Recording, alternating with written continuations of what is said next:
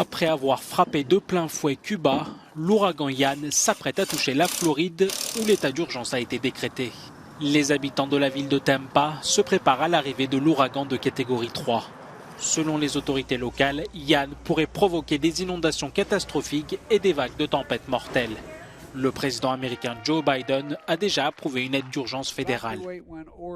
Évacuez quand on vous le demandera et soyez prêts à affronter la tempête quand elle arrivera. Des mesures d'évacuation ont déjà été prises et apparemment elles se déroulent de manière assez ordonnée dans chacune des villes.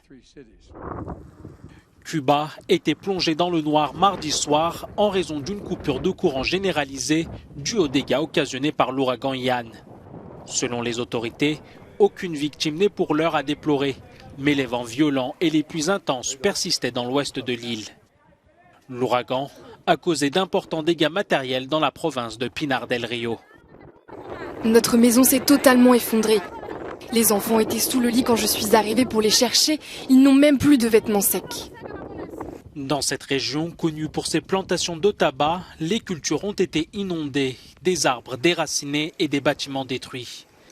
Ian succède à l'ouragan Fiona, qui a ravagé samedi la côte atlantique du Canada, faisant 3 morts.